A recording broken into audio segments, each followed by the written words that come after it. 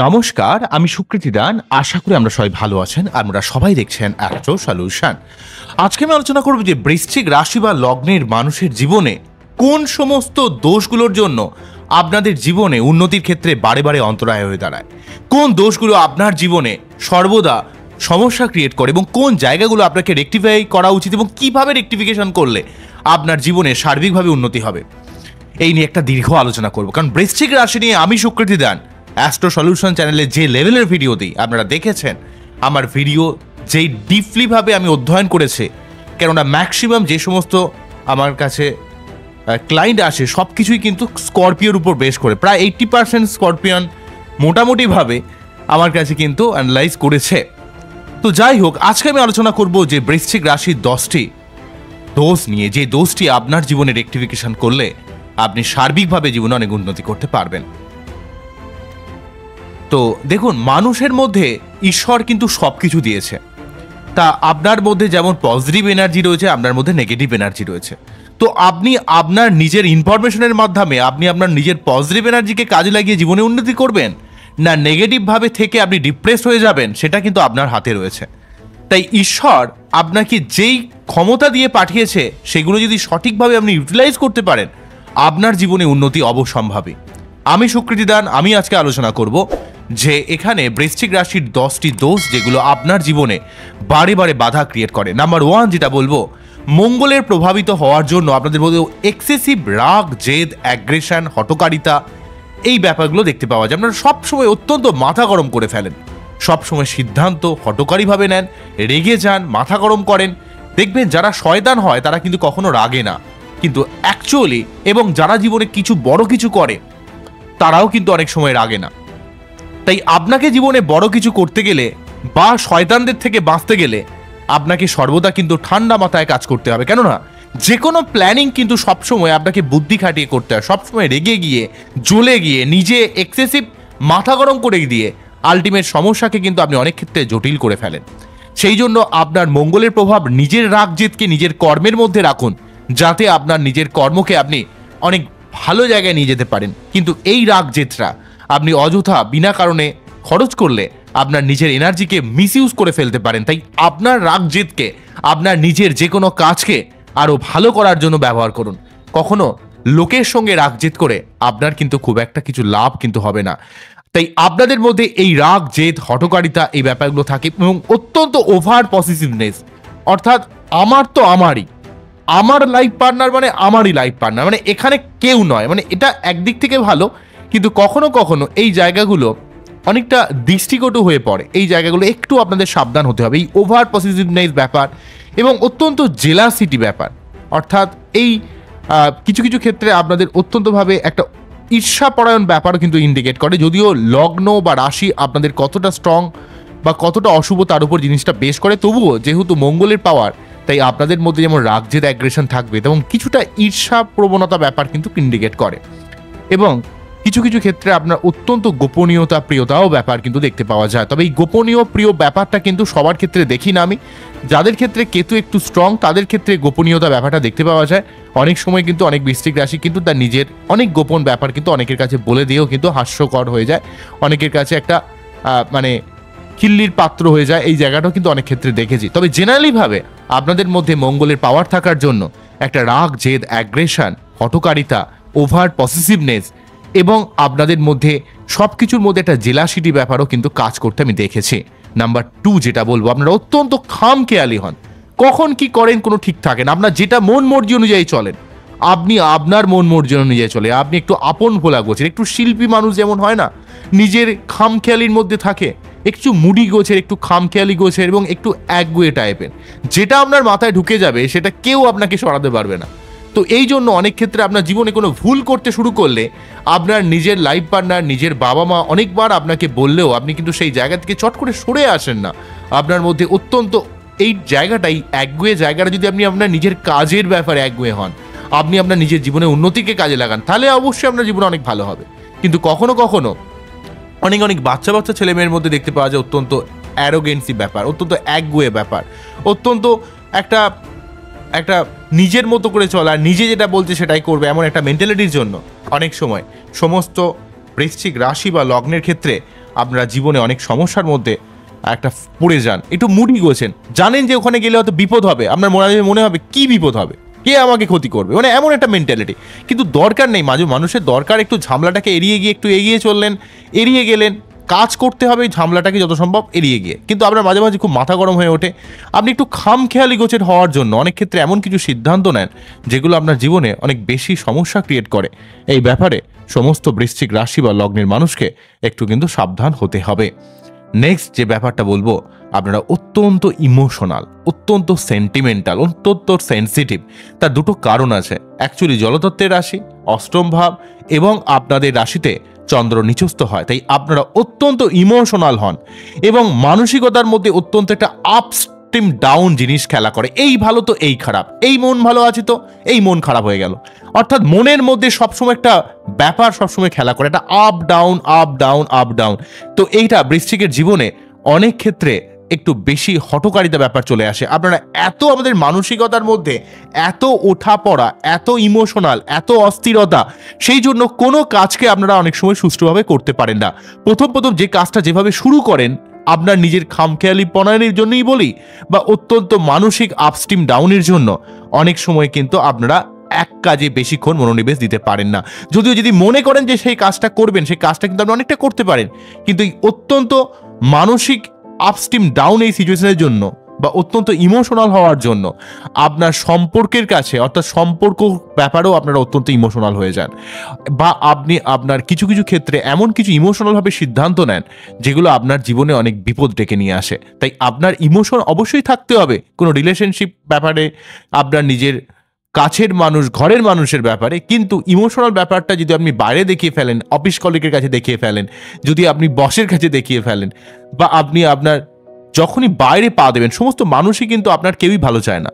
তো আপনার জীবনে প্রচুর শত্রুতা ক্রিয়েট করে, প্রচুর অস্থিরতা ক্রিয়েট করে, আপনার জীবনে প্রচুর লেভেলের স্ট্রাগল থাকে।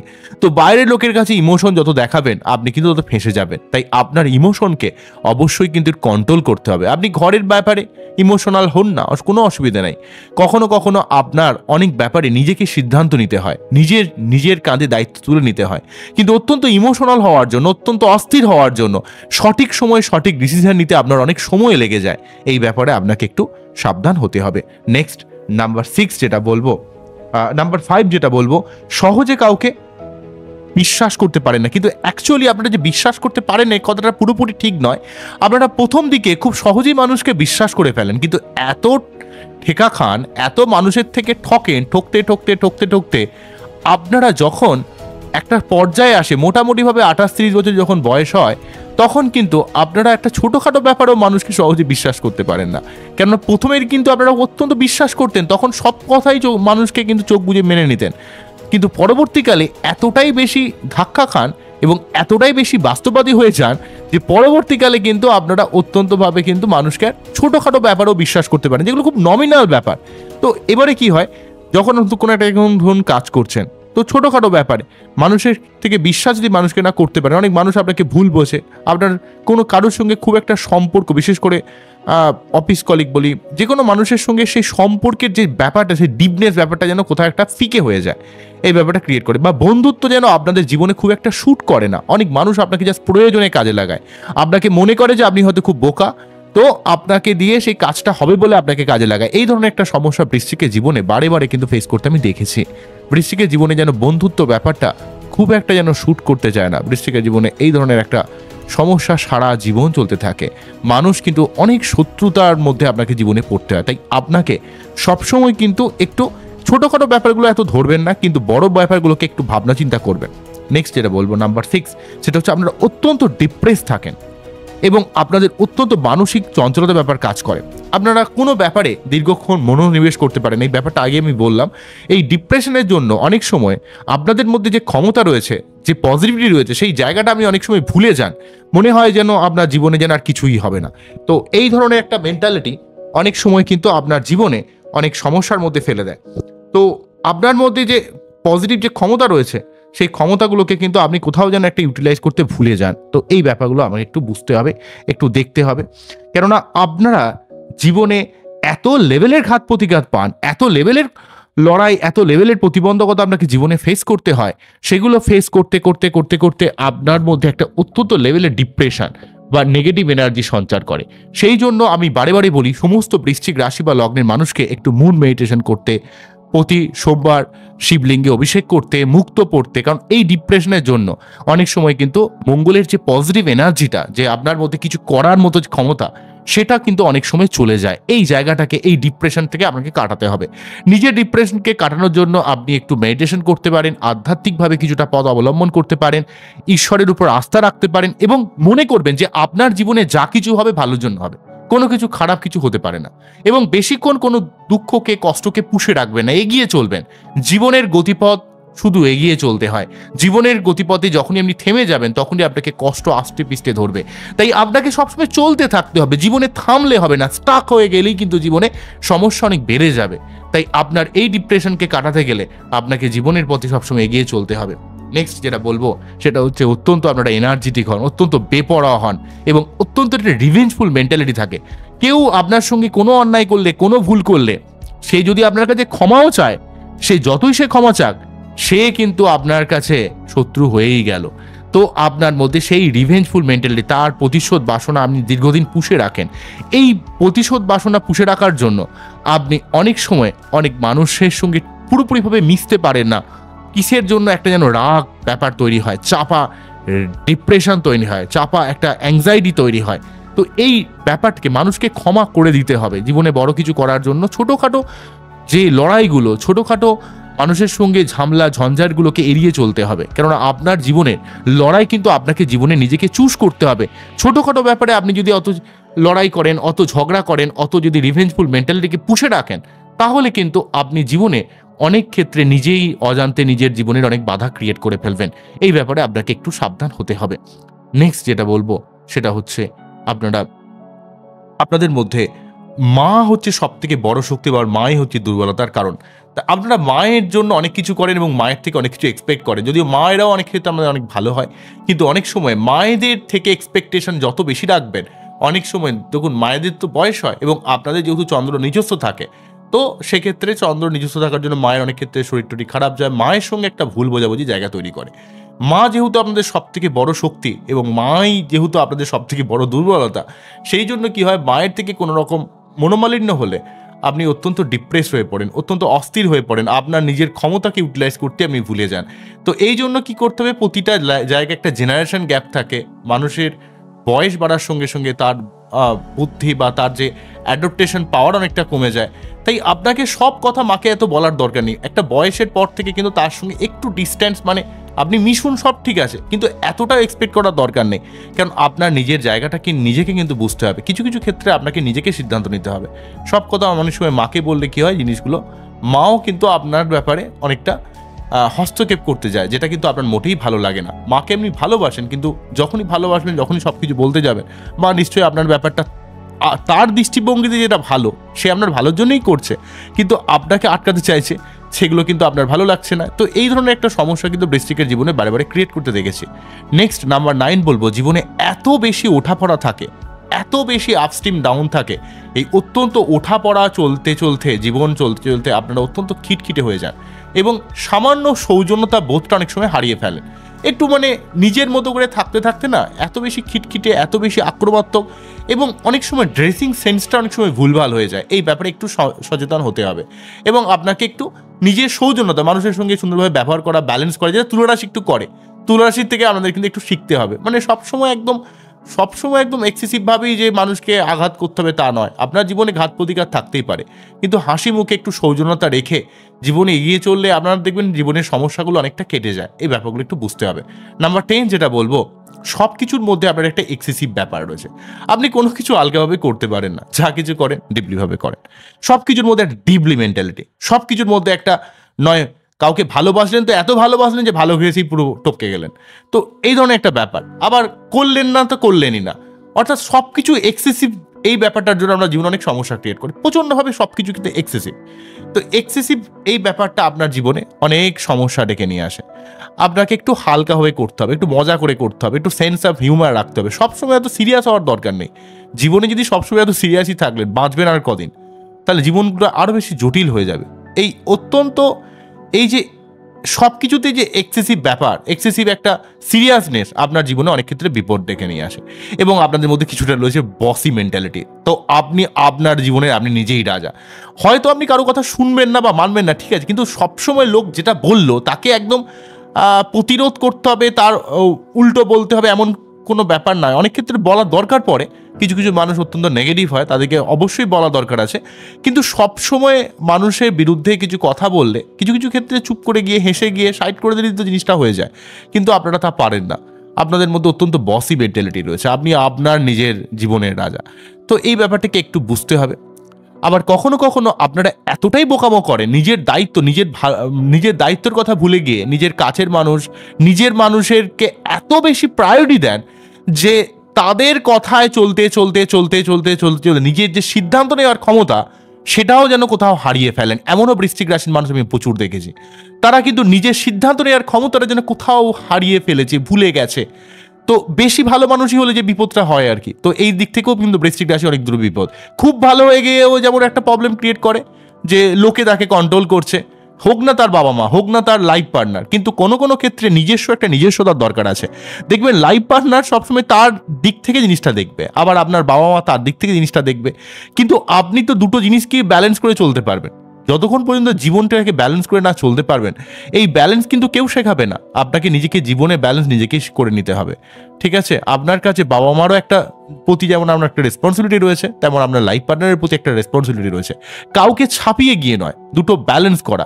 তো এই জায়গাটা আপনাকে নিজেকে সিদ্ধান্ত, কোনো কোনো ক্ষেত্রে আপনাকে নিজের জীবনের সিদ্ধান্ত নিজেকে নিতে হবে। সেক্ষেত্রে মা নয়, লাইফ পার্টনার নয়, সন্তান নয়, কেউ নয়। এই যে স্ট্রং মেন্টালিটি এটা কিন্তু আপনার মধ্যে রয়েছে, কিন্তু কোনো কোনো ক্ষেত্রে বেশি ভালো মানুষই হওয়ার জন্য যেখানে আপনাকে শক্ত হওয়ার দরকার সেই জায়গাটা অনেক সময় শক্ত হতে পারেন না, না বলতে পারেন না। কখনো কখনো কোনো কাছের মানুষ, কোনো বন্ধু কিছু চাইলে আপনি স্ট্রংলি না বলতে পারেন না, আপনার মনে হয় বলবো কি, সত্যি কি বলবো। তো এই ধরনের একটা ব্যাপার, যেখান থেকে হয়তো জানেন যে সে হয়তো টাকা ধার নিচ্ছে আর দেবে না, কিন্তু তবু না বলতে পারেন না। কিছু কিছু ক্ষেত্রে এতটা বেশি বেশি আপনাদের হয়ে যায়, সব ব্যাপারে ইমোশনাল ব্যাপারটা এতটা বেশি আপনাকে আষ্টে পিষ্টে আগলে থাকে যে আপনার মধ্যে ব্যাপারটা রয়েছে একটা বসি মেন্টালিটি, রয়েছে একটা হিউজ ক্ষমতা, সেটা কিন্তু অনেক সময় মিস ইউজ হয়ে যায়। কখনো রাগ দেখিয়ে, কখনো জেদ দেখিয়ে, কখনো বেশি ভালো মানুষই হয়ে গিয়ে, কখনো এক্সেসিভ ইমোশনাল হয়ে গিয়ে, কখনো এক্সেসিভ খিটখিটে হয়ে গিয়ে, সব কিছুর মধ্যে একটা এক্সেসিভ ব্যাপার। তাই আপনাকে কৃষ্ণ যে বারে বারে গীতার মধ্যে বলেছে যে সব কিছু করুন, লিমিটে করুন, কোনো কিছুই কিন্তু লিমিট লেসভাবে করলে কিন্তু জীবনে অনেক সমস্যা ক্রিয়েট করতে পারে। ভালো মানুষ হন, ভালোর তো কোনো শেষ নেই, আবার খারাপেরও তো কোনো লিমিট নেই। তাই আপনার ভালো বা খারাপের নির্ধারণ আপনাকে নিজেকে করতে হবে, যে কোন জায়গায় আপনি হস্তক্ষেপ করবেন এবং কোন জায়গায় আপনি ছাড়বেন, সেটা কিন্তু আপনাকে নিজেকে বুঝতে হবে। তো এই হলো ওভারঅল ব্যাপার, এই হলো ওভারঅল বৃশ্চিক রাশির জীবনের সার্বিক দোষগুণ নিয়ে আলোচনা করলাম, মেনলি ভাবে দোষ জায়গাটাকে ইন্ডিকেট করলাম। এগুলো থেকে বৃশ্চিকের জীবনে এত সমস্যা ক্রিয়েট করে প্রচুর বৃশ্চিক রাশির মানুষকে আমি কাছ থেকে দেখেছি। তাই আমি আপনাদের জীবনের সার্বিক যে আমার যে অভিব্যক্তি সেটা কিন্তু আমাদের ভিডিওর মাধ্যমে আমি কিন্তু প্রকাশ করার চেষ্টা করলাম। আর ভিডিওর এই থ্যাঙ্কস টু রোড, এই রোড না থাকলে এই লেভেলের ভিডিও আমি করতে পারতাম না। And thanks to YouTube team না থাকলে আমি কিন্তু কখনোই আপনাদেরকে যেভাবে ভিডিও প্রকাশ করতে পারতাম না। এবং আপনাদের অসংখ্য ধন্যবাদ জানাই যারা সমস্ত বৃশ্চিক রাশি বা লগ্নের মানুষেরা যারা আমার ভিডিও দেখছেন। তবে বৃশ্চিকের প্রতিকার হিসেবে বলতে গেলে মুক্ত পড়তে হবে, একটু সব কিছুকে ব্যালেন্সে চলতে হবে, একটু সৌজন্যতার বোধ রাখতে হবে, নিজের দায়িত্ব নিজেকে নিতে হবে। অবশ্যই মা বাবাকে ভালোবাসুন, অবশ্যই লাইফ পার্টনারকে ভালোবাসুন, কিন্তু নিজের জীবনের ক্ষেত্রে নিজের সিদ্ধান্ত কোনো কোনো ক্ষেত্রে নিজেকে নেয়ার মতো ক্ষমতাও কিন্তু রাখতে হবে।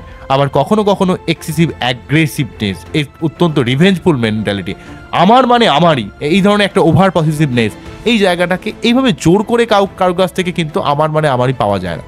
তো আপনাকে সেটা ফিল করাতে হয়, ঠিক আছে। সব সময় জোর করে গায়ের জোরে সব কিছু হয় না, কিছু কিছু ক্ষেত্রে পলিটিক্যালভাবেও অনেক কিছু কাজ কিন্তু করতে হয়। এগুলো পরবর্তীকালে আমি শেখাবো, বোঝাবো। আমার অলরেডি স্পিরিচুয়াল চ্যানেল আছে, সেখানেও কিন্তু আমি ভিডিও করবো। আপনারা খুব ভালো থাকুন, অ্যাস্ট্রো সলিউশন দেখতে থাকুন। নমস্কার, থ্যাংক ইউ।